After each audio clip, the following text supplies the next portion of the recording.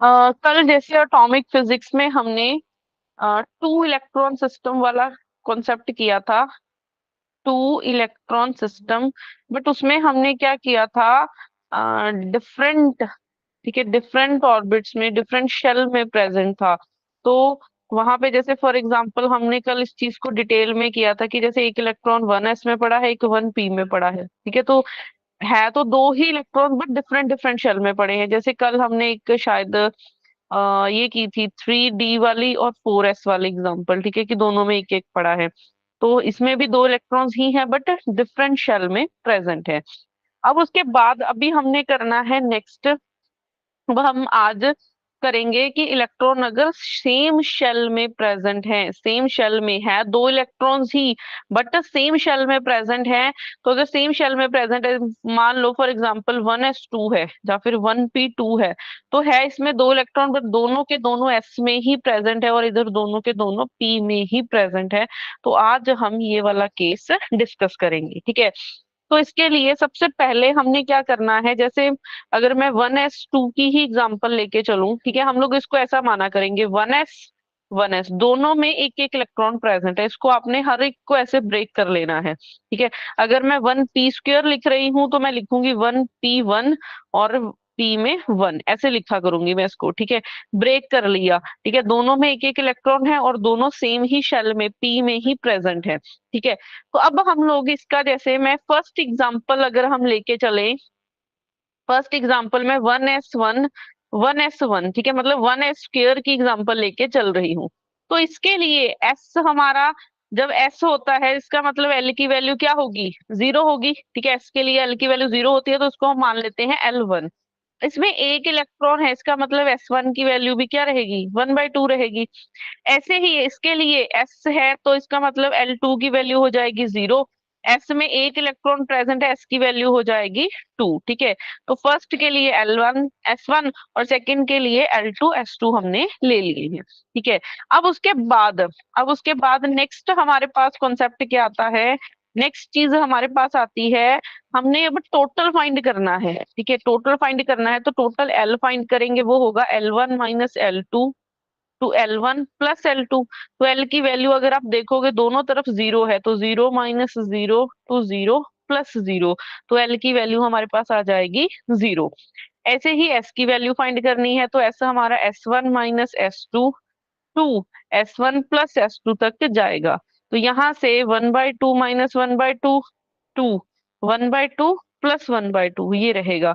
तो यहाँ से आ जाएगा जीरो टू वन, तो एस की वैल्यू दो आ गई, जीरो और वन, ठीक है। अब हमने क्या करना है, हमारे पास एल और एस की वैल्यूज आ गई हैं, एल और एस की वैल्यूज आ गई हैं। एक मिनट।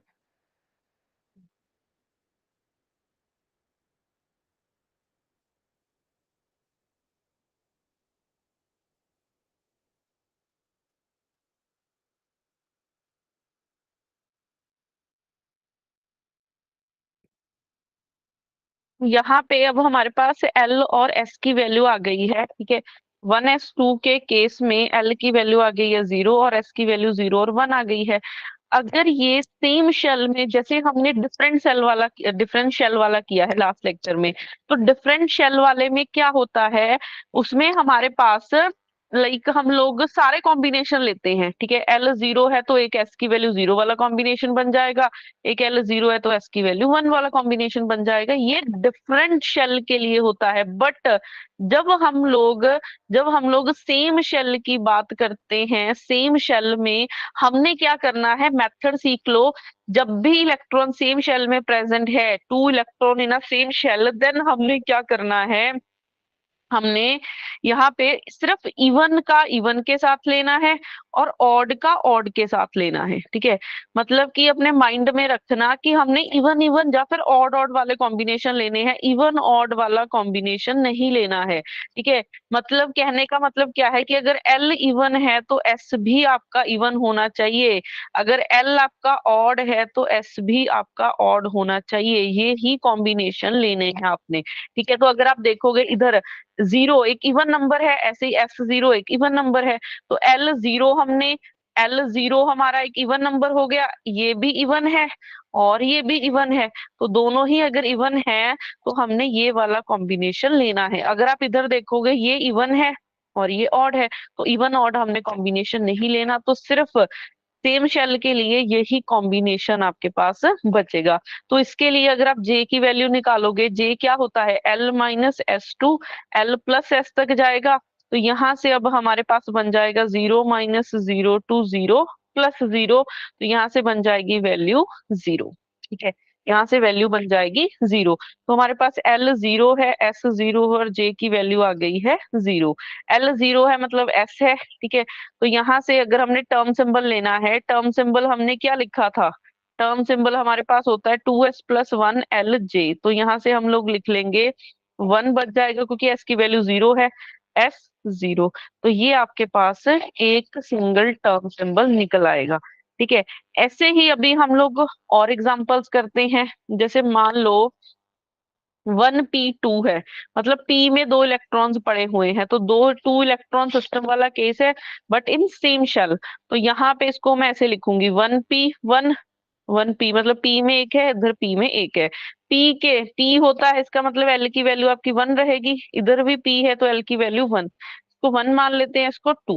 s की वैल्यू एक इलेक्ट्रॉन है तो 1/2 रहेगी, इधर भी एक इलेक्ट्रॉन है तो 1/2 रहेगी।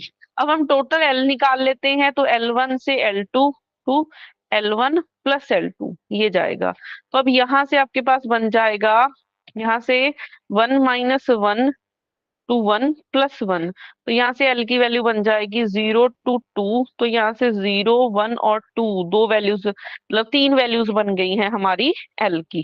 ठीक है, ऐसे ही हम लोग S की वैल्यू निकाल लेते हैं।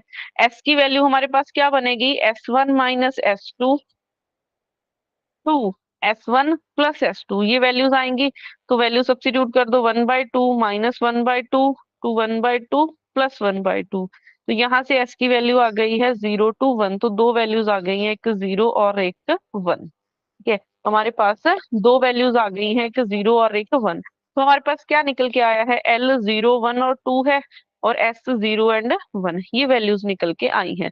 अब हमने S और L के कॉम्बिनेशन लेने हैं, बट कॉम्बिनेशन ऐसे लेने हैं जा तो इवन इवन हो, ठीक है, जा तो इवन इवन हो, या फिर क्या होने चाहिए, ऑड ऑड होने चाहिए। ऑड इवन का कॉम्बिनेशन हमने नहीं लेना है, ये सेम शेल के लिए शॉर्ट ट्रिक है आपकी। तो L जब 0 है तो S0 लेना है। ठीक है, अगर L आपका 1 है तो S भी आपको 1 लेना पड़ेगा।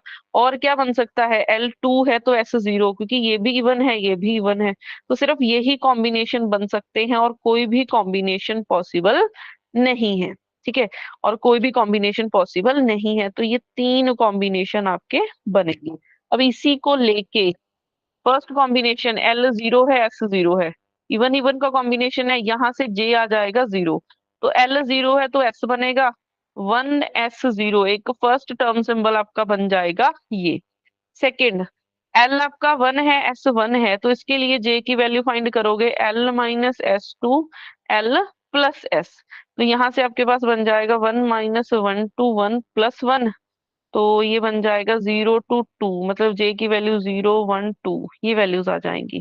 ठीक है, तो अब L1 है, इसका मतलब बनेगा P, तो S1 है तो 2s + 1 LJ, तो यहाँ से बन जाएगा 3P, 0, 1, 2 तीन वैल्यूज बनेगी, तो 3P0, 3P1, 3P2, तो ये आ जाएंगी आपके पास तीन वैल्यूज। उसके बाद थर्ड, थर्ड क्या था हमारे पास, थर्ड हमारे पास है जब L की वैल्यू 2 है और S की वैल्यू है 0, तो अब यहाँ से देखोगे आप J हमारा बनेगा L - S2 L + S, तो यहाँ से आपके पास बन जाएगा 2 - 0 to 2 + 0, तो यहाँ से बनेगा J2, तो L2 है ना, इसका मतलब बनेगा D, S0 है, तो आपके पास बन जाएगा 1DJ, सॉरी 1D2, तो आपके पास ये बन जाएंगे टर्म सिंबल। तो सेम शेल के लिए जो आपके पास टर्म सिंबल्स हैं वो ये रहने वाले हैं। ठीक है, उसके बाद हमारे पास जब भी मतलब बात आती है इवन मतलब सेम शेल की बात आती है, तब आपने जस्ट एक ही चीज याद रखनी है कि या तो हमने इवन इवन का कॉम्बिनेशन लेना है या फिर हमने लेना है ऑड ऑड का कॉम्बिनेशन, और कोई भी कॉम्बिनेशन नहीं लेना है। उसके बाद नेक्स्ट हमारे पास है टू इलेक्ट्रॉन सिस्टम के लिए। ओके, नेक्स्ट हमारे पास है टू इलेक्ट्रॉन सिस्टम के लिए, सॉरी, टू इलेक्ट्रॉन सिस्टम तक का तो कर लिया है। अभी हमारा नेक्स्ट टॉपिक आता है मल्टी इलेक्ट्रॉन सिस्टम का, मल्टी इलेक्ट्रॉन सिस्टम का। तो मल्टी इलेक्ट्रॉन सिस्टम में देखो क्या होगा, मल्टी इलेक्ट्रॉन सिस्टम का। तो मल्टी इलेक्ट्रॉन सिस्टम में हमारे पास मेथड क्या है, ओके, हमारे पास मेथड क्या है मल्टी इलेक्ट्रॉन सिस्टम में, लाइक जैसे P3 हो गया, P4 हो गया, या D3 हो गया, D7 हो गया, D10 हो गया, ये सारे क्या है, मतलब दो से बढ़ गए, ठीक है, more than two electron system वाला केस है, more than, more than two electron system वाला हमारे पास केस है। तो more than two electron system में हमारे पास ये सारी, इससे भी ढेर है एग्जांपल्स का, ठीक है। तो इसका मेथड सीख लो पहले क्या होता है। जैसे अगर p ऑर्बिट है तो p में तीन ऑर्बिट्स होते हैं आगे, इसको ऐसे ही लिखते हैं ना हम लोग, ठीक है। p के लिए हमारे पास क्या होते हैं, तीन ऑर्बिटल्स होते हैं। p के लिए l की वैल्यू क्या होती है, p के लिए l की वैल्यू हमारे पास 1 होती है, ठीक है। अब एक चीज याद रखना, एक चीज याद रखना, इधर हमारे पास जैसे मैंने आपको एक चीज सिखाई थी कि अगर एस है तो उसके क्रॉसपोंडिंग एक magnetic quantum number M S होता है, और एम एस की वैल्यू -s2 + s जाती है, ठीक है। ये हमने सीखा है ना कि जैसे एस की वैल्यू अगर 1/2 है तो एम एस की वैल्यू या तो -1/2 होगी या फिर होगी 1/2, ठीक है। अब ऐसे ही अगर एल है तो मैग्नेटिक ऑर्बिटल क्वांटम नंबर आएगा जिसको मैं एम एल से डिनोट करूंगी। जैसे एस है वैसे ही एम एल है, इसकी भी वैल्यू -l से +l की तरफ जानी है। तो इसकी वैल्यू हमारे पास क्या होगी, अगर L1 है, ठीक है, L1 है आपके पास, तो मैंने आपको क्या मेथड बताया था, आप ml की वैल्यू लिख रहे हो ना, माइनस से स्टार्ट कर लो, -1, इसमें एक ऐड कर दोगे, 0 बन जाएगा, एक और ऐड कर दो 1, तो हम लोग 1 तक पहुंच जाएंगे। तो अगर आपके पास L की वैल्यू 1 है तो उसमें ml magnetic orbital quantum number की तीन वैल्यूज आ जाएंगी, -1, 0 और 1। तो मैं इधर लिखा करूंगी ml, इसकी वैल्यूज लिख लो, इसको लिखते हैं 0, इसको लिखते हैं +1, 0, -1। देखो तीन ऑर्बिटल्स हैं तो तीनों की कुछ ना कुछ वैल्यूज होंगी ना। अगर हमारे पास अगर हमारे पास p की वैल्यू क्या है, 1 है, अगर p की वैल्यू हमारे पास 1 है, देन हमारे पास क्या है, एल की मतलब p की वैल्यू अगर 1 है तो उसमें तीन ऑर्बिट्स में ब्रेक हो रखा है, ठीक है, तीन ऑर्बिटल्स में ब्रेक हो रखा है, तो एक की वैल्यू +1, एक की 0 और एक की क्या रहेगी, -1 रहेगी, ठीक है। अब ऐसे ही हमारे पास, जैसे मैंने आपको लिखवाया है, पी को आपने जब भी लिखना हो, जब भी मल्टी इलेक्ट्रॉन सिस्टम करेंगे तो अगर पी है तो एमएल की वैल्यू उधर लिखा करेंगे +1, इधर लिखेंगे 0, इधर -1। ऐसे ही अगर मैं डी की बात करूं, डी के लिए एल होता है 2, ठीक है, इसके लिए अगर एमएल की वैल्यूज लिखनी है, -2 से स्टार्ट हो जाओ, एक ऐड करोगे -1, एक ऐड करोगे 0, फिर 1, फिर 2, 5 वैल्यूज आ जाएंगी, और 5 ही क्या होते हैं, बॉक्स बनाते हैं जब हम डी की बात करेंगे, ठीक है। तो इधर लिखेंगे ml, तो +2, +1, 0, -1, माइनस, ठीक है। अगर आप f की बात करोगे, f के लिए l हमारे पास हो जाता है 3, ठीक है। तो इसके लिए ml की वैल्यूज लिखोगे, -3 से स्टार्ट कर लो, -2, -1, 0, 1, 2, 3, ठीक है। इसके लिए टोटल कितने बन जाएंगे, 7 बन जाएंगे। तो f के लिए 7 बॉक्स ही बनते हैं हमारे पास, ठीक है, इसके लिए 7 बॉक्स ही बनते हैं। 1, 2, 3, 4, 5, 6, 7 बन गए। तो ml इधर लिखेंगे +3, +2, +1, 0, -1, -2, -3, ये आपके पास 7 बॉक्सेस बन जाएंगे, ठीक है। तो सबसे पहले तो जब भी मल्टी इलेक्ट्रॉन सिस्टम की बात होगी तो आपको ये चीज माइंड में आनी चाहिए, ठीक है। अब उसके बाद अब उसके बाद नेक्स्ट देखो, नेक्स्ट देखो, अब हमने एक टोटल एंड एल फाइंड करना होता है, ठीक है। हम लोग टोटल जैसे एल फाइंड करते हैं ना, जैसे हम लोग टोटल एल फाइंड करने के लिए अब तक मेथड क्या लगाते थे, L1 minus L2 to L1 plus L2, ठीक है, यही मेथड लगाते थे ना अभी तक हम लोग। जैसे एस फाइंड करने के लिए S1 minus S2 to S1 plus S2, ये मेथड लगाते थे, ठीक है। बट अब हम लोग ये मेथड नहीं लगाएंगे मल्टी इलेक्ट्रॉन सिस्टम में, हम लोग क्या लगाएंगे, हम लोग लिखेंगे समेशन ML, ठीक है। और एस हमारा क्या होगा, समेशन MS। तो ये चीज अब याद रखनी है कि जब हम टोटल एल और एस की वैल्यूज निकालेंगे तो वो होगा समेशन ML, और एस की वैल्यू निकालनी है तो वो बन जाएगा समेशन MS। अब इस चीज को समझते हैं कि ये करने कैसे हैं क्वेश्चन, ठीक है। अब इस चीज को हम लोग समझते हैं, जैसे एग्जाम्पल से समझते हैं। आपको ऐसे दे दिया गया 3D6, इसके लिए बोला उन्होंने कि टर्म सिंबल निकालो। इसके लिए हमने क्या करने हैं, टर्म सिंबल्स निकालने हैं। तो अगर इसके लिए टर्म सिंबल निकालने हैं तो दो से ज्यादा है ना इलेक्ट्रॉन, तो डी के लिए कितने बॉक्स बनते हैं, 5 बॉक्स बनते हैं। डी के लिए हमारे पास 5 बॉक्स बनते हैं। और ML की वैल्यू ऐसे लिखते हैं, +2 +1 0 -1 -2। अब डी में इलेक्ट्रॉन्स की फिलिंग करो, डी में फिलिंग कैसे होती है इलेक्ट्रॉन्स की, पहले हम लोग सब में एक एक इलेक्ट्रॉन रखते हैं, ठीक है, एक एक रख दिया, 5 हो गए। फिर छठा हमने रखना है ऑपोजिट में, ठीक है, जो 6th इलेक्ट्रॉन होगा, क्योंकि हम लोग पढ़ चुके हैं कि हमने यहाँ पॉलीज एक्सक्लूजन प्रिंसिपल लगाना है, तो 2 इलेक्ट्रॉन सेम क्वांटम नंबर वाले तो रख नहीं सकते। तो अगर एक अप स्पिन का रखा है तो एक हमें रखना पड़ेगा डाउन स्पिन का, ठीक है। तो आपके पास टोटल ये बन जाएगा। अगर अप है तो उसके लिए MS की वैल्यू 1/2 होती है, अगर डाउन है तो MS की वैल्यू -1/2 होती है, ठीक है। तो सबसे पहले जो आपको कॉन्फ़िगरेशन गिवन है उसको इस फॉर्म में आपने लिख लेना है, क्योंकि सारा काम हमारा इसी से सॉल्व होना है। तो अब यहाँ पे एल निकालना है, टोटल एल हमने क्या लिखा था, समेशन ऑफ ML, ठीक है। तो यहाँ पे फर्स्ट शेल में, फर्स्ट बॉक्स में 2 इलेक्ट्रॉन्स हैं, 2 इलेक्ट्रॉन्स पड़े हैं, उसके लिए ML की वैल्यू कितनी है, +2 है, ठीक है। फिर सेकंड में एक इलेक्ट्रॉन है और उसके लिए ML की वैल्यू है +1, ठीक है। फिर थर्ड में एक इलेक्ट्रॉन है, उसके लिए ML की वैल्यू कितनी है, 0। फिर फोर्थ में एक इलेक्ट्रॉन है, उसके लिए ML की वैल्यू है -1। फिर एक इलेक्ट्रॉन है, ML की वैल्यू कितनी है, -2। तो सबका आपने कर लेना है सम, तो ये बन गया 4 +1 0 -1 -2। तो यहाँ से ये बन जाएगा 5 -3, तो ये बन गया 2। तो एल की वैल्यू हमारे पास आ गई है 2, ठीक है।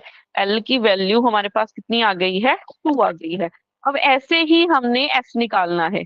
एस क्या होता है, समेशन MS, ठीक है। अब फर्स्ट बॉक्स में देखो, फर्स्ट बॉक्स में देखो, फर्स्ट बॉक्स में आपके पास क्या है, एक अप वाला पड़ा है, एक डाउन वाला पड़ा हुआ है, ठीक है, एक डाउन वाला पड़ा हुआ है।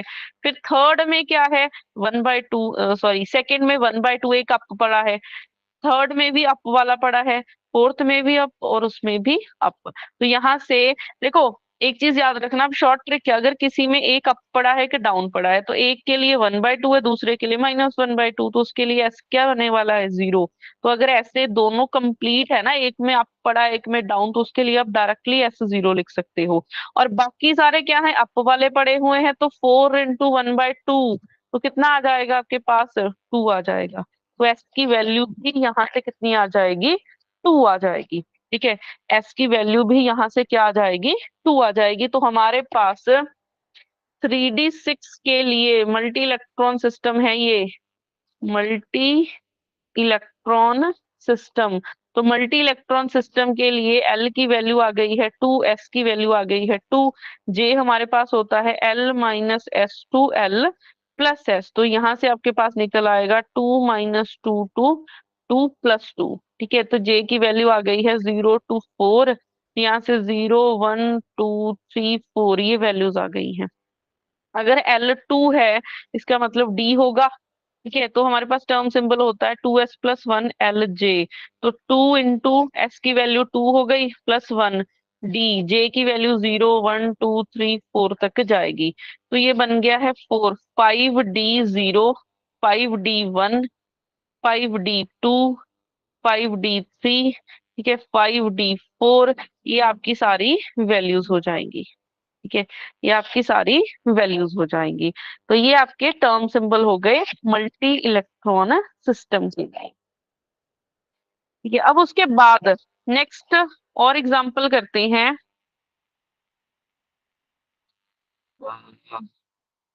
और एग्जांपल लाइक 3p3 करते हैं। 3p3, ठीक है, इस एग्जांपल को करते हैं। तो इसके लिए p है तो 3 बॉक्स बनेंगे। ठीक है, फिलिंग कैसे करनी है, पहले सब में एक एक रखना है, तो 3 के 3 इलेक्ट्रॉन ऐसे ही आ गए। अब ऊपर लिखना है ml, यहाँ पे आएगा +1 0 -1। तो हमारे पास l क्या होता है, समेशन ml। फर्स्ट बॉक्स में देखो, फर्स्ट बॉक्स में हमारे पास क्या है, एक इलेक्ट्रॉन है और उसकी वैल्यू कितनी है, +1। सेकंड में एक इलेक्ट्रॉन ml की वैल्यू है 0। थर्ड में एक इलेक्ट्रॉन ml की वैल्यू कितनी है, -1। तो यहाँ से आपके पास बन गया 1 + 0 -1, तो ये बन गया 0, तो l की वैल्यू आ गई 0। अब हमने ऐसे ही निकाल लेनी है s की वैल्यू। s होगा समेशन ms। ठीक है, तो फर्स्ट में देखो एक अप इलेक्ट्रॉन पड़ा है, इसमें भी एक अप है एक अप है, तो तीनों में अप अप अप वाले पड़े हैं, तो 1/2 1/2 +1/2, तो ये बन जाएगा 3/2। ठीक है, तो s की वैल्यू आ गई 3/2। तो j निकालना है, l -s to l + s। तो यहाँ से आपके पास बन गया 0 - 3/2 टू 0 + 3/2। तो यहाँ से j की वैल्यू आ गई है 3/2। ठीक है, 0 j की वैल्यू आ गई 3/2। l 0 है ना, इसका मतलब ऐसे लिखेंगे, तो टर्म सिंबल बन जाएगा आपके पास यहाँ से 1 नहीं 2 × 3/2 +1। l s लिखेंगे और नीचे बन जाएगा 3/2, 2 से 2 कैंसिल, तो ये बन गया 4s 3/2। ये आ गया है हमारा टर्म सिंबल। ठीक है, ये हमारा क्या आ गया है, टर्म सिंबल आ गया है। तो ऐसे आप लोग किसी भी सिस्टम के लिए निकाल सकते हो। और एग्जांपल्स कर लेते हैं, जैसे मैं लिख दूं 3p5।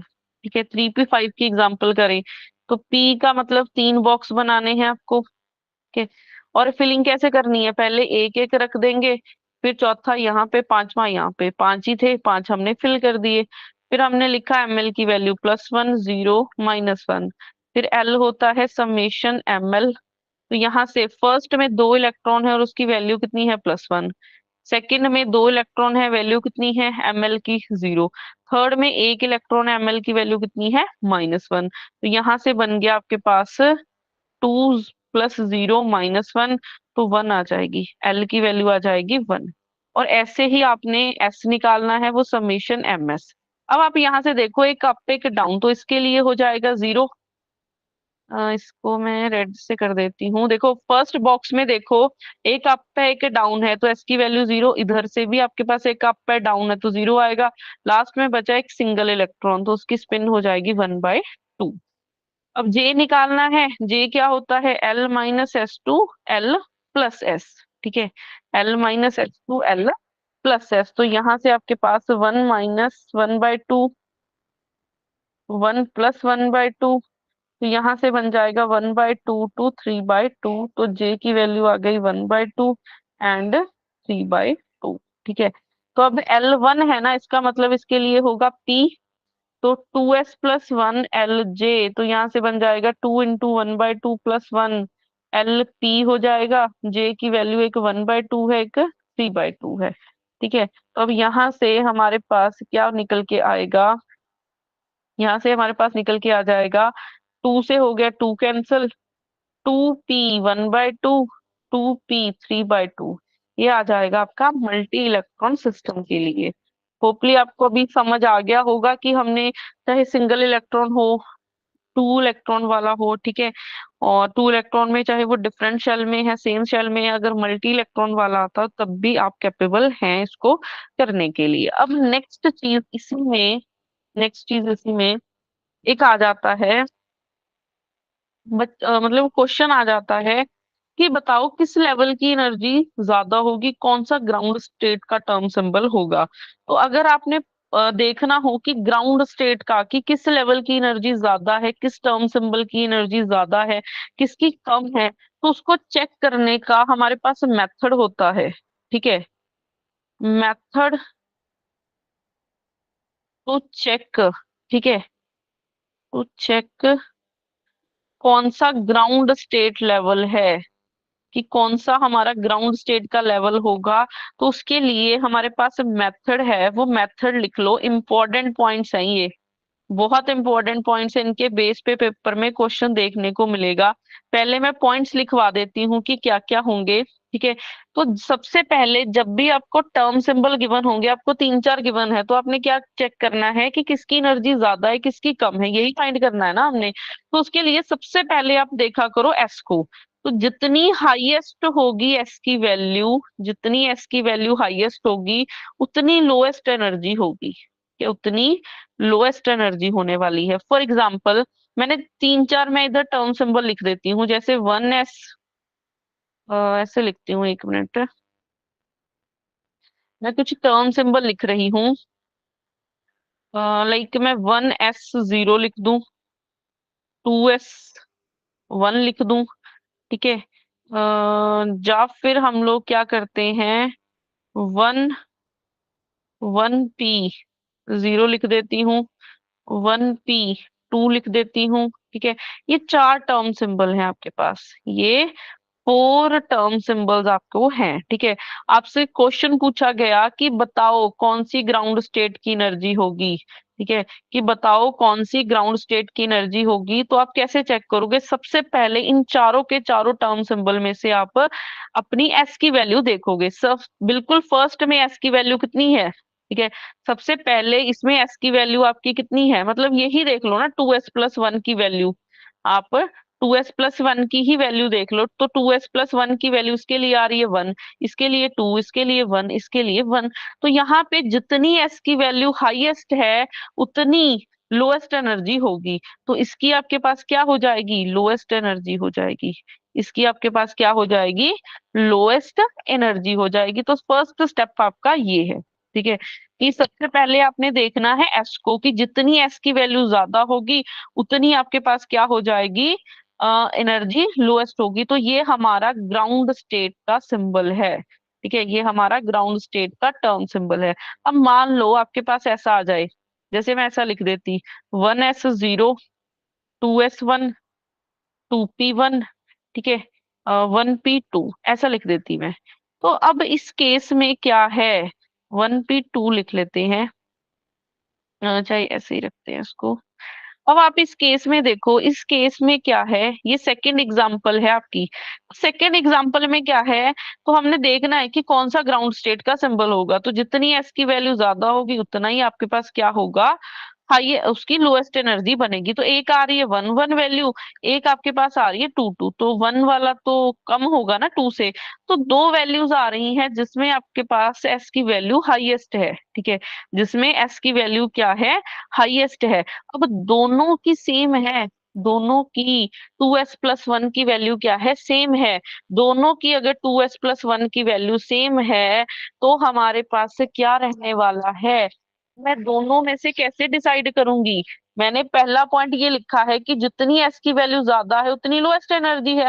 फर्स्ट एग्जांपल में तो हमें पता चल गया, क्योंकि एक ही था हायर वाला। ठीक है, बट सेकेंड एग्जांपल में ये आ गया कि दो की सेम एस की वैल्यू आ गई, तब आप कैसे डिसाइड करोगे कि कौन सा ग्राउंड स्टेट का सिंबल है? तब आपको जाना पड़ेगा एल पे। ठीक है, तब आपको जाना पड़ेगा एल पे। तो जितनी हाईएस्ट होगी एल की वैल्यू, उतनी लोएस्ट एनर्जी होगी, उतनी लोएस्ट एनर्जी होगी। जितनी एल की वैल्यू हाईएस्ट होगी, उतनी लोएस्ट एनर्जी होगी। अब हमें एल को देखना पड़ेगा, अब हमें एल को देखना पड़ेगा। अब मैं इन दोनों में से चेक करूंगी, अब मैं इन दोनों में से चेक करूंगी, जो हमारे 2s, एक मिनट,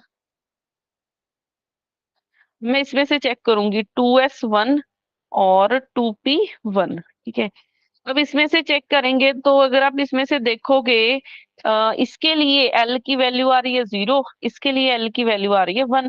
तो जितनी एल की वैल्यू हाईएस्ट होगी, उतनी एनर्जी लोएस्ट होगी। तो ये हमारा ग्राउंड स्टेट का टर्म सिंबल बन जाएगा। ठीक है, ये हमारा ग्राउंड स्टेट का टर्म सिंबल बन जाएगा। ठीक है, अब ये क्लियर हो गया। ठीक है, अब हम लोग चलते हैं और एग्जाम्पल, अब हम लोग चलते हैं और एग्जाम्पल पे, और एग्जाम्पल्स करते हैं।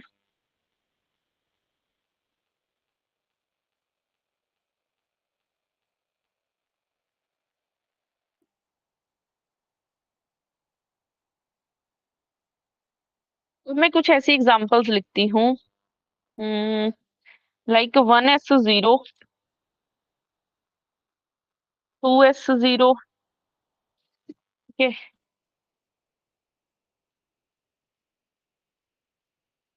2p0, 2p1। ठीक है, ऐसे ही मैं लिख दूं इधर 1p1। ये एग्जाम्पल लिखी है मैंने। ठीक है, ये एग्जाम्पल मैंने लिखी है। तो अगर आप इस एग्जाम्पल में देखोगे, इसमें आपने फाइंड करना है कि कौन सा ग्राउंड स्टेट का टर्म सिंबल है। ठीक है, इसमें देखना है कि कौन सा ग्राउंड स्टेट का टर्म सिंबल है। तो अगर आप इसमें देखोगे, सबसे पहले हम देखेंगे एस को। तो एस जितना ज्यादा बड़ा होगा उतनी लोएस्ट एनर्जी होगी, तो ये इन तीन की एनर्जी क्या होने वाली है, लोएस्ट होने वाली है। अब हम लोग देखेंगे कि एस डिसाइड नहीं कर पाया कि कौन सी लोएस्ट एनर्जी स्टेट है, क्योंकि तीन एनर्जी लेवल्स, तीन टर्म सिंबल आ गए। अब हम चलेंगे एस पे, एस से तो नहीं हो पाया ना, अब हम चलेंगे एल पे। तो अगर एल पे चलेंगे, एल पे गए तो इसके लिए एल की वैल्यू हो गई 0, इसके लिए एल की वैल्यू हो गई 1, इसके लिए एल की वैल्यू हो गई 1। तो एल की वैल्यू जितनी हाईएस्ट है उतनी एनर्जी लोएस्ट होगी, इसका मतलब ये दो निकल आई अभी। ठीक है, बट दोनों के लिए एल की वैल्यू सेम है, तो अभी एल भी डिसाइड नहीं कर पाया कि कौन सा ग्राउंड स्टेट का टर्म सिंबल है। अब हमें जाना पड़ेगा जे पे। ठीक है, तो जे पे गए तो जे के लिए, ठीक है, जे के लिए क्या होता है, जे के लिए क्या होगा, अगर आपके पास for half filled, for half filled system, ठीक है, हाफ फिल्ड ऑर्बिट, या फिर लेस देन हाफ फिल्ड के लिए, यहाँ पे दो केसेस बनते हैं। ठीक है, फॉर हाफ फिल्ड ऑर्बिट और less than half field, half filled orbit, आपके पास जितनी, ठीक है, जितनी एल की वैल्यू लो होगी, लो जे वैल्यू, उतनी एनर्जी लोएस्ट होगी, उतनी एनर्जी क्या होगी, लोएस्ट होगी। तो जब भी हम लोग हाफ फिल्ड, ठीक है, या फिर less than half field orbit की बात करेंगे, तो उसके लिए क्या होगा, जितनी जे की वैल्यू लो है उतनी लोएस्ट एनर्जी होगी। ठीक है, इसी में सेकंड पॉइंट आता है for more than half filled, और more than half filled orbit के लिए क्या होता है, जितनी जे की वैल्यू हाईएस्ट है, ठीक है, जितनी जे की वैल्यू हाईएस्ट होती है,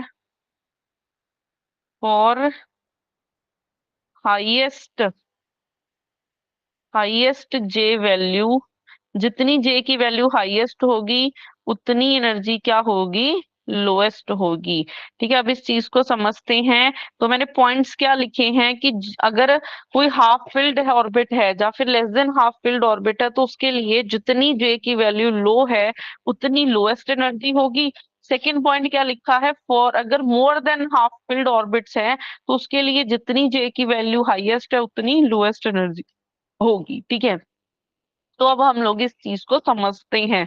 ठीक है, अब हम लोग इस चीज को समझते हैं, इसकी हम लोग एग्जांपल्स कर सकते हैं। ठीक है, पहले आपको ये पता होना चाहिए, जैसे 3p2 है, ठीक है, 3p2 है, तो p अगर आप बनाओगे, p के लिए तीन बॉक्स बनते हैं। तो इसमें क्या है, p में हम लोग मैक्स टू मैक्स 6 इलेक्ट्रॉन रख सकते हैं, p में हम लोग मैक्स टू मैक्स 6 इलेक्ट्रॉन ही रख सकते हैं ना, एक दो इसमें, दो इसमें, दो इसमें, तो मैक्स टू मैक्स 6 इलेक्ट्रॉन रख सकते हैं। तो इसका हाफ फील्ड, 6 का हाफ करोगे तो कितना हुआ, 3। तो अगर इलेक्ट्रॉन 3 है या फिर 3 से लेस है, ठीक है, 3 है या फिर 3 से लेस है, तो वो लेस देन हाफ फील्ड में आ जाएंगे। अगर जैसे 4 हो गए, 5 हो गए, 6 हो गए, तो ये क्या आ जाएंगे, मोर देन हाफ फील्ड से आ जाएंगे। ठीक है, जैसे आप डी ऑर्बिटल की बात करते हो, डी में क्या है, 5 बॉक्स बनते हैं इसके, डी के 5 बॉक्स बनते हैं, तो सब में दो दो इलेक्ट्रॉन रखोगे, सब में दो दो इलेक्ट्रॉन रखोगे तो कितने हो गए, 10 इलेक्ट्रॉन्स हो गए। तो 10 का हाफ करोगे 5 बन जाएंगे। तो 5 हो जा फिर 5 से लेस हो वो फर्स्ट केस में आ जाएंगे, अगर 5 से ज्यादा है तो वो सेकंड केस में आ जाएंगे। तो आपको सबसे पहले ये भी चेक करना है जे की वैल्यू के लिए कि लेस देन हाफ फिल्ड के लिए है या फुल्ली हाफ फिल्ड के लिए है, ठीक है। तो अब यहाँ पे आप एक चीज देखो, मान लो आपको एग्जांपल दी हुई है 3D 3D6 के लिए, ठीक है। 3D6 के लिए अगर आप बनाओगे, 6 इलेक्ट्रॉन्स है ना आपके पास, तो मैक्स टू मैक्स डी में हम 10 रख सकते हैं, तो 5 5 से बड़ा हो गया, ठीक है। 5 से बड़ा है तो मतलब मोर देन हाफ फिल्ड से हो गया, मोर देन हाफ फिल्ड हो गया ये। तो अगर मोर देन हाफ फिल्ड है आपके पास, देन हम लोग क्या करेंगे, उसके लिए लगाएंगे कि जितनी जे की वैल्यू हाईएस्ट है उतनी एनर्जी क्या होने वाली है, लोएस्ट एनर्जी होगी उतनी, ठीक है। हम लोग 3D6 के लिए टर्म सिंबल ऑलरेडी निकाल चुके हैं। इसके टर्म सिंबल ये आए थे आपके पास, D3, एक आया था 0, 3D1, 3D2 पीछे एग्जाम्पल कर चुके हैं, देखो अपनी कॉपीज में, 3D4, ठीक है। तो इसमें हमने ये टर्म सिंबल निकाले थे। तो अगर आप सब में देखोगे, अगर आपके पास ये टर्म सिंबल हैं, तो हमने देखना है कि कौन सा ग्राउंड स्टेट का टर्म सिंबल है, कौन सा ग्राउंड स्टेट का टर्म सिंबल है। तो उसके लिए हम लोग क्या देखेंगे, पहले एस को देखेंगे, सबके लिए एस की वैल्यू सेम है, तो एस से तो डिसाइड नहीं हुआ। और फिर हम लोग चलेंगे एल पे, एल भी सबके लिए सेम है, क्योंकि एस की वैल्यू आपके पास 1 है और एल की वैल्यू आपके पास 2 है, तो सबके लिए सेम है, ठीक है। फिर हमें जाना पड़ेगा जे पे, तो ये मोर देन हाफ फिल्ड है, तो जितनी जे की वैल्यू हाईएस्ट है उतनी एनर्जी लोएस्ट होगी, तो 3D4 इसके लिए लोएस्ट एनर्जी होगी। तो ये हमारा ग्राउंड स्टेट का टर्म सिंबल बनेगा, पेपर में आम पूछे जाते हैं क्वेश्चन इसमें से। तो ये हमारा ग्राउंड स्टेट का टर्म सिंबल रहेगा, ठीक है। ये हमारा ग्राउंड स्टेट का टर्म सिंबल रहेगा, ठीक है। अब उसके बाद इसी में और करते हैं, जैसे आपके पास एक 3D4 की एग्जांपल है, ठीक है। 3D4 के लिए अगर आप देखोगे ये 5 से लेस है, ठीक है, इसमें यही है ना, 5 ऑर्बिट्स बनेंगे, 1 2 3 4, मतलब ये लेस देन हाफ फिल्ड है, लेस देन हाफ फिल्ड। और इसके लिए अगर आप टर्म सिंबल निकालोगे, ये आप लोगों का होमवर्क है, इसके लिए अगर आप टर्म सिंबल निकालोगे तो ये क्या बनेंगे, मैंने ना आपको शायद अच्छा 3D6 के लिए ना मैं गलत बता गई हूँ आपको। दो चीजें हैं, एक मैंने लास्ट में अभी एग्जांपल करवाई थी ना 3D6 की, ठीक है। 3D6 के लिए ये मोर देन हाफ फिल्ड है, मोर देन हाफ फील्ड, इसके लिए मैं आपको टर्म सिंबल गलत बता गई हूँ। इसके लिए टर्म सिंबल आते हैं 3D6, एक मिनट, मैंने आपको क्या लिखवाए हैं, नहीं, इसके लिए ना टर्म सिंबल यहाँ पे एस की वैल्यू भी 2 आती है और एल की वैल्यू भी 2 आती है, यस। बस इतना फर्क है, एस की वैल्यू भी 2 आती है, एल की वैल्यू तो यहाँ पे 5 आ जाएगा, बस इतना फर्क है, बाकी सब कुछ तो सेम ही है, बाकी सब कुछ तो सेम ही है, बस यहाँ पे एस की वैल्यू में गलत लिख गई थी, ठीक है। बाकी इसमें सब कुछ सेम है, बस एल एस की वैल्यू आपके पास 2 थी, तो लोएस्ट तो सेम ही रहेगा। तो 5D4 आपका लोएस्ट एनर्जी स्टेट हो जाएगा, ये कर लेना चेंज, ठीक है। अब उसके बाद हम मोर देन मतलब 3D4 का केस करते हैं, लेस देन हाफ फिल्ड, इसके टर्म सिंबल आप खुद से निकाल लेना, बट मैं लिख देती हूँ। इस केस में आपके पास क्या बनेगा, इस केस में भी आपके पास एल की वैल्यू 2 आती है और एस की वैल्यू 2 आती है, और इधर फिर आपके पास जे की वैल्यू 0 1 2 3 4 ऐसे आएंगे। तो इसके लिए भी टर्म सिंबल आपके पास आ जाएंगे 5D0, 5D1, 5D2, 5D3 और 5D4। इसके लिए भी द टर्म सिंबल सेम ही आए थे मोर देन हाफ फील्ड के लिए, 5D0, 5D1, 5D2, 5D3 और 5D4, ये टर्म सिंबल आए थे, ठीक है। अब आप यहाँ से देखो, लेस देन हाफ फिल्ड के लिए क्या होता है कि जितनी जे की वैल्यू लोएस्ट होगी, जितनी जे की वैल्यू लोएस्ट होगी उतनी ही एनर्जी आपके पास क्या होगी, लोएस्ट होगी। और मोर देन हाफ फिल्ड के लिए क्या होता है कि जितनी जे की वैल्यू हाईएस्ट है उतनी एनर्जी लोएस्ट होती है, उतनी एनर्जी क्या होती है, लोएस्ट होती है। तो इस केस में हमारे पास क्या है, 5d4, 5d4 ग्राउंड स्टेट का टर्म सिंबल बना, ग्राउंड स्टेट का टर्म सिंबल बना। और इधर अगर आप देखोगे जितनी जे की वैल्यू लोएस्ट है उतनी एनर्जी लोएस्ट है, इसका मतलब 5d0 हमारा ग्राउंड स्टेट का टर्म सिंबल बनेगा। तो ये आपके पास मेथड है ग्राउंड स्टेट चेक करने का, और ये बहुत इंपॉर्टेंट चीज है कि ये बहुत इंपॉर्टेंट चीज है। तो इस चीज को अच्छे से समझना है आपके पास कि क्या क्या होता है।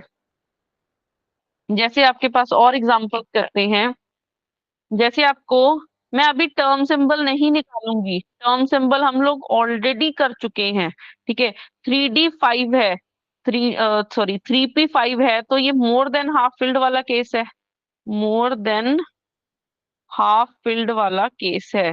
तो ये मोर देन हाफ फिल्ड वाला केस है। तो इसमें हमारे पास क्या है, जो टर्म सिंबल आते हैं, एल की वैल्यू 1 आती है, एस की वैल्यू 1/2, तो यहाँ से जे की वैल्यू एक 1/2 एक 3/2। तो जो टर्म सिंबल है वो आ जाता है 2p 1/2 और 2p 3/2, ये टर्म सिंबल आते हैं, ठीक है। तो इसमें अगर हमने चेक करना हो, एस की वैल्यू भी सेम है, एल की वैल्यू भी सेम है, तो हमें जे पे जाना पड़ेगा। ये क्या है, मोर देन हाफ फिल्ड वाला केस है। तो मोर देन हाफ फिल्ड के लिए जे जितना हाईएस्ट होता है उतनी एनर्जी क्या होगी, लोएस्ट होगी। जे जितना हाईएस्ट उतनी एनर्जी लोएस्ट। तो ये वाला 2p 3/2 हमारा ग्राउंड स्टेट का टर्म सिंबल बनेगा, ये हमारा ग्राउंड स्टेट का टर्म सिंबल बनेगा, ठीक है। अब इसी के बेस पे हम लोग क्वेश्चंस करते हैं, इसी के बेस पे आपको मैं एक दो क्वेश्चंस करवा देती हूँ अभी।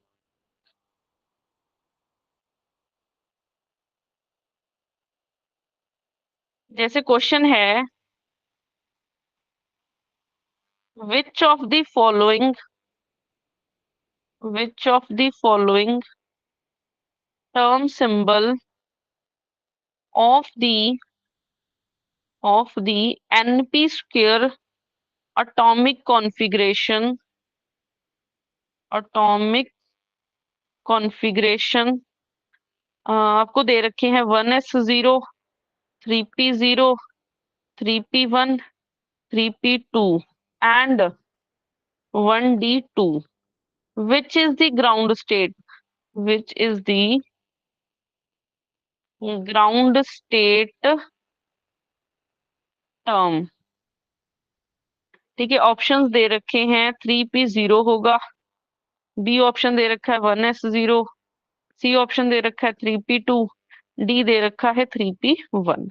तो ये हमारे पास क्वेश्चन है, हमने ग्राउंड स्टेट के लिए फाइंड करना है। तो सबसे पहले आपको ये दिया हुआ है एनपी स्क्वेयर के लिए, ये क्या है, लेस देन हाफ फील्ड वाला केस है, लेस देन हाफ फील्ड वाला केस है। तो लेस देन हाफ फील्ड में क्या होता है, जितनी जे की वैल्यू लोएस्ट है उतनी एनर्जी क्या होती है, लोएस्ट होती है, ठीक है। अब हमारे पास क्या दे रखे हैं term symbol, 1s0, 3p0, 3p1, 3p2 और 1d2, ये टर्म सिंबल्स आपको दे रखे हैं, ठीक है। तो अब यहाँ पे इसमें सबसे पहले हमें क्या देखना पड़ता है, एस। तो जितनी एस की वैल्यू ज्यादा होगी उतनी एनर्जी लोएस्ट होती है ना, तो ये इन तीनों में से कोई निकलेगा, ठीक है, क्योंकि इन तीनों में एस की वैल्यू ज्यादा है और सेम है।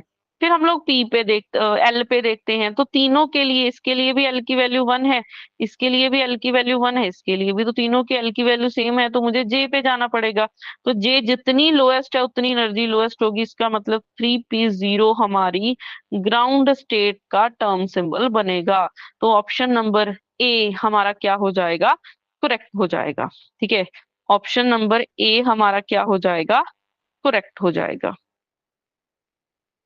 ठीक है। उसके बाद हम्म, अच्छा, अब आपने ना मेरे को बताना है, मतलब आपके लिए एक होमवर्क क्वेश्चन है, ये अपने ग्रुप में करके भेजना है question.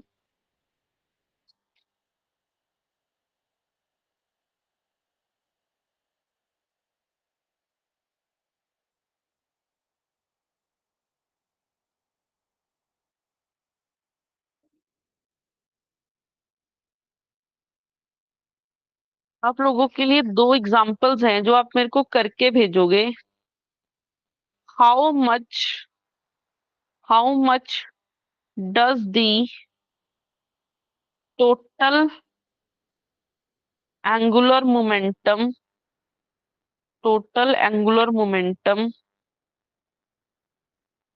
Quantum number J change in the transition of chromium 3d6 atom as it ionized to chromium 3 plus 3d4। Option दे रखे हैं इंक्रीज्ड बाय 2। बी ऑप्शन दे रखा है डिक्रीज बाय 2। सी ऑप्शन दे रखा है डिक्रीज बाय 4। डी ऑप्शन दे रखा है डज नॉट चेंज। ठीक है, तो इस क्वेश्चन में देखो आपसे ट्रांजिशन हुई है 3d6 टू 3d4। उन्होंने बोला है कि जो टोटल एंगुलर मतलब जो टोटल क्वांटम नंबर है आपका जे, उसमें कितना चेंज आया होगा, वो इंक्रीज हुआ है डिक्रीज हुआ है, ये फाइंड करना है। तो आपके पास ट्रांजिशन हुई है 3d6 टू 3d4। हम लोग दोनों के लिए निकाल चुके हैं, हम लोग दोनों के लिए टर्म सिंबल निकाल चुके हैं अपनी लास्ट एग्जांपल में। ठीक है, एग्जांपल रही सेम डिट्टो। ठीक है, तो 3d6 से 3d4 में ट्रांजिशन हुई है, इसका मतलब 3d6 के लिए ग्राउंड स्टेट ये आया है, 3d6 के लिए ग्राउंड स्टेट ये आया और इसके लिए ये आया है। तो 3d आपके पास 3d6 के लिए आया है 5d4 और इसके लिए ग्राउंड स्टेट टर्म आई है 5d0। तो जे आपका इसके लिए 4 है, इसके लिए 0 है, तो कितनी हुई है 4 डिक्रीज हुआ है। जे इधर 4 था, जे कितना बन गया 0, तो 4 से डिक्रीज हुआ है। इसका मतलब ऑप्शन नंबर सी क्या हो जाएगा, करेक्ट हो जाएगा। ठीक है, ऑप्शन नंबर सी क्या हो जाएगा, करेक्ट हो जाएगा। अब उसके बाद नेक्स्ट, ये तो मैंने आपको करवा ही दिया है क्योंकि ये ऑलरेडी हम लोग क्लास में डिस्कस कर चुके थे। अब नेक्स्ट क्वेश्चन लिखो जो आपने करना है। The L S configuration of the ground state 20, मतलब मैग्नीशियम की बात हुई है। मैग्नीशियम के लिए आपके पास है 3s2। ठीक है, ये मैग्नीशियम है।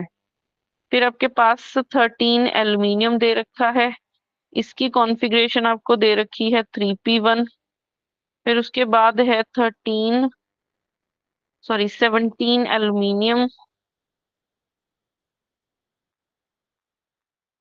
उसके बाद है 17 क्लोरीन लिखना था, सॉरी, 17 क्लोरीन। इसकी कॉन्फ़िगरेशन एक आपके पास है 18 आर्गन। तो 17 क्लोरीन की कॉन्फ़िगरेशन है 3p5, ये दे रखी है। और आर्गन की आपको क्या दे रखी है 3p6। उन्होंने पूछा है कि कौन सा ग्राउंड स्टेट टर्म सिंबल होगा। ऑप्शंस दे रखे हैं आपको। ऑप्शंस क्या दे रखे हैं 3s1 2p1/2। देखो, ये मैग्नीशियम का मतलब जिस ऑर्डर में मैंने लिखा हुआ है ना, उसी ऑर्डर में इधर ग्राउंड स्टेट के टर्म सिंबल लिखे हैं। ठीक है, जैसे फर्स्ट वाला मैग्नीशियम का है, सेकंड वाला एल्यूमिनियम का, थर्ड क्लोरीन का। फिर 1/2 एंड 1s0। बी ऑप्शन दिया हुआ है 3s1 3p3/2 2p3/2, 2 ही है इधर भी। और एंड 1s1। फिर सी ऑप्शन दे रखा है 1s0, 2p 1/2, 2p 3/2 and 3s0। D option दे रखा है 1s0, 2p 3/2, 2p 1/2 and 3s1। तो इनमें से कौन सा ऑप्शन करेक्ट होगा ये आपको बताना है।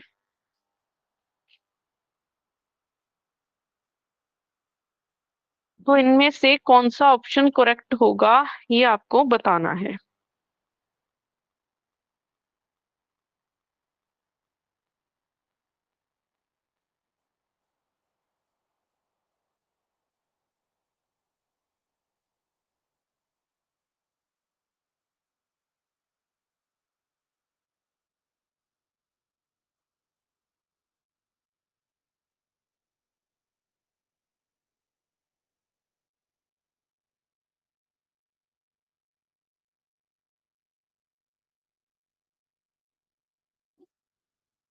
के बाद आज हमने मल्टी इलेक्ट्रॉन सिस्टम वाला किया है और किसकी ग्राउंड स्टेट एनर्जी ज्यादा होगी किसकी कम होगी वो किया है, ठीक है। बाकी हम करेंगे अपने।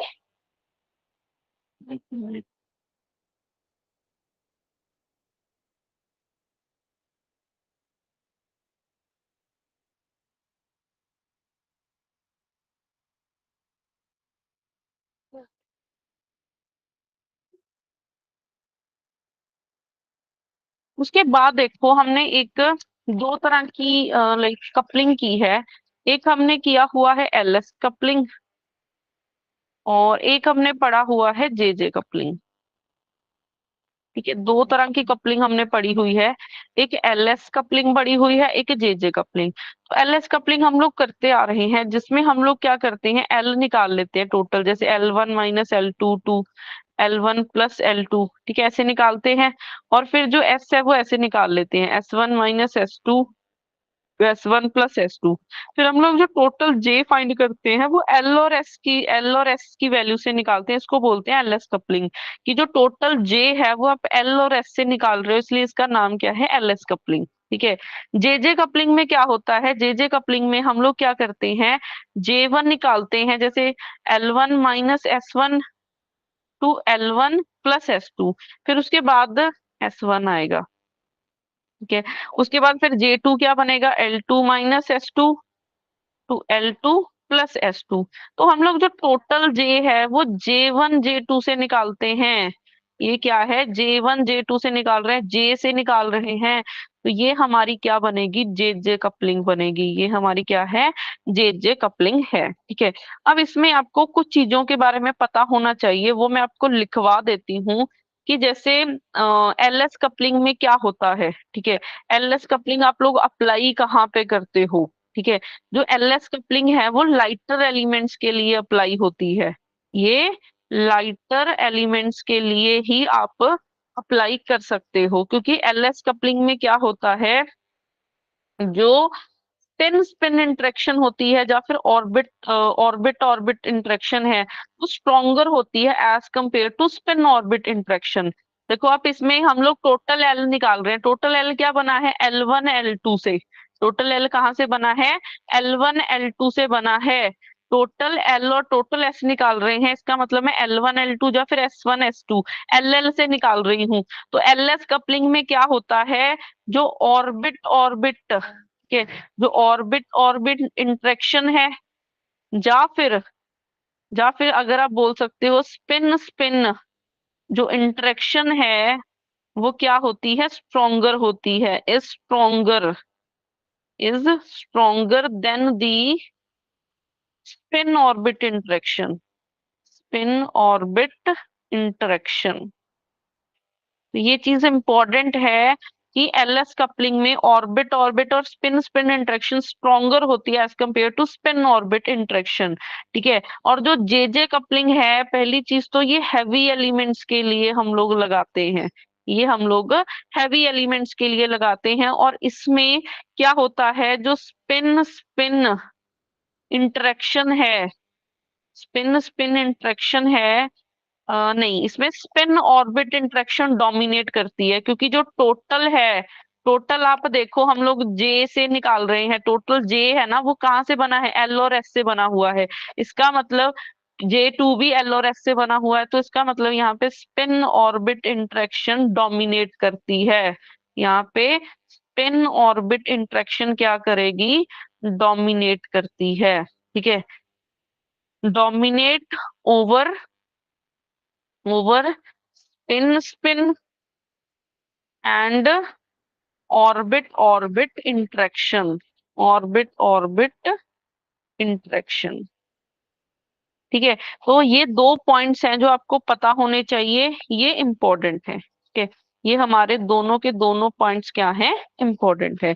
अब उसके बाद इसी में हमारे पास नेक्स्ट चीज आ जाती है, उसी के बेस्ड क्वेश्चन आ जाते हैं मतलब पेपर में। जैसे एलएस कपलिंग में ही रहते हैं ये।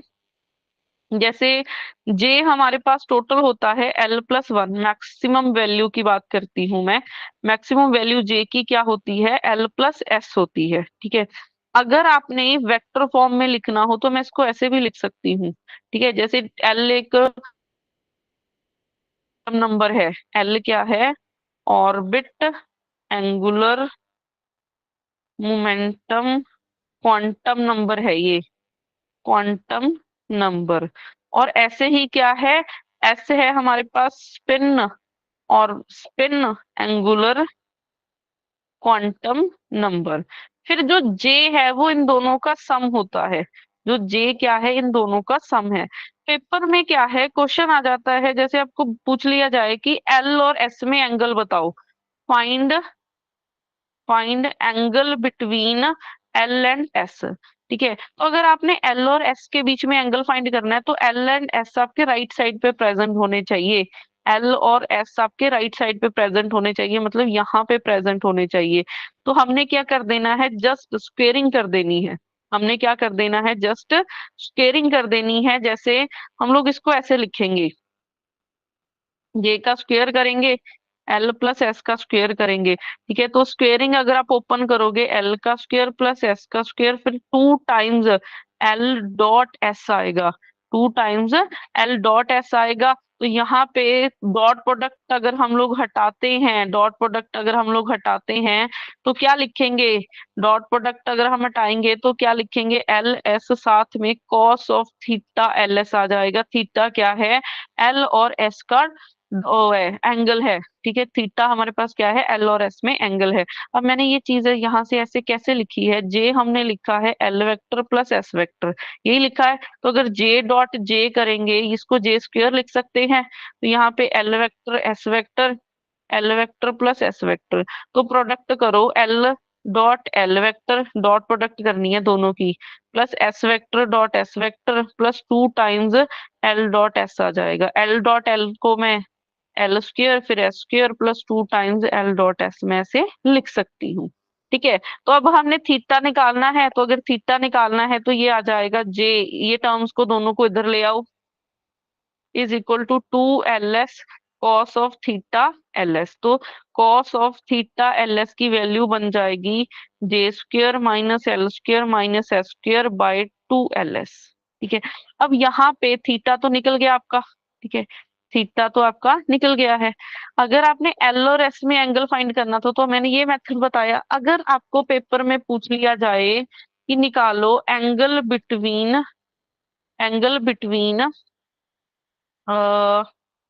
आपको एंगल बिटवीन जे और एस के बीच में एंगल निकालना हो, तो हमने एक चीज सीखी है कि जे इक्वल है L+S के। तो अब आपको राइट साइड पे जे और एस चाहिए, तो एल इधर ले लो, J - S हो जाएगा। ठीक है, तो राइट साइड पे जे और एस होने चाहिए जिसके बीच में एंगल निकालना चाहते हो। अब कर दो स्क्वेयरिंग, स्क्वेयरिंग करोगे तो J² + S² - 2J, एल साथ में क्या आ जाएगा, कॉस ऑफ थीटा JS। तो अब यहाँ से हमने थीटा निकालना है ना, तो ये बन जाएगा आपके पास J² + S² - L² is equal to 2JS cos of theta JS। यहाँ से कॉस ऑफ थीटा JS की वैल्यू बन गई है J² + S² - L² divided by 2JS, ये बन गई है वैल्यू। ठीक है, तो अब जिसके किसी के बीच में भी अगर एंगल निकालना है तो आप ऐसे निकाल सकते हो। मान लो मैंने जे और एल के बीच में एंगल निकालना है, ठीक है, angle between J and L. तो हमें एक चीज पता है कि जे इक्वल है एल प्लस एस के, तो राइट साइड पे जे और एल होने चाहिए, तो ऐसे इधर ले आओ, ठीक है, ऐसे इधर ले आओगे तो जे माइनस एल बन जाएगा, फिर कर दो स्क्वेयरिंग, तो J square plus L square minus two J dot L, तो इसको लिख देंगे हम लोग minus two J L cos of theta J L. Two minus two J L cos of theta J L, ठीक है। अब यहाँ से हमने क्या करना है, थीटा की वैल्यू निकालनी है, तो ये बन जाएगा J square plus L square minus S square is equal to two J L cos of theta J L. तो cos of theta J L की वैल्यू बन गई J square plus L square minus S square by two J L, ये बन जाएगा, ठीक है। Theta की वैल्यू आपके पास ये आ जाएगी।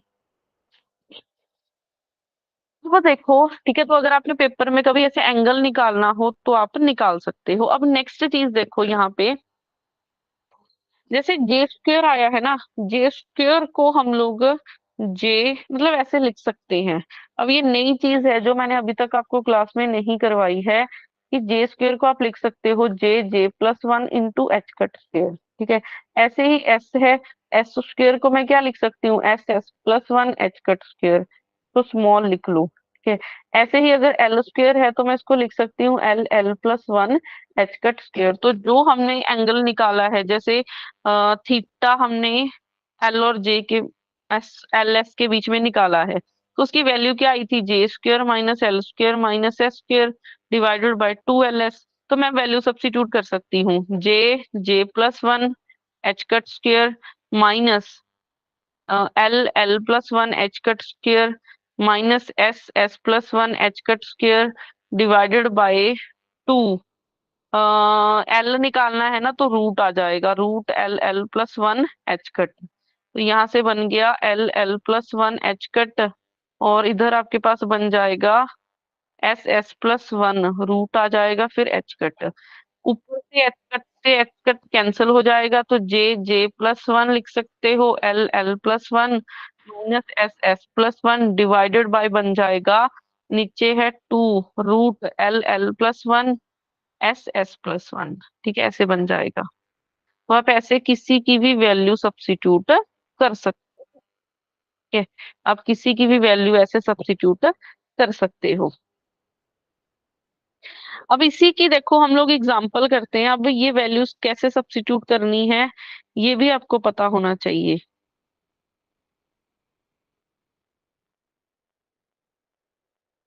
अ,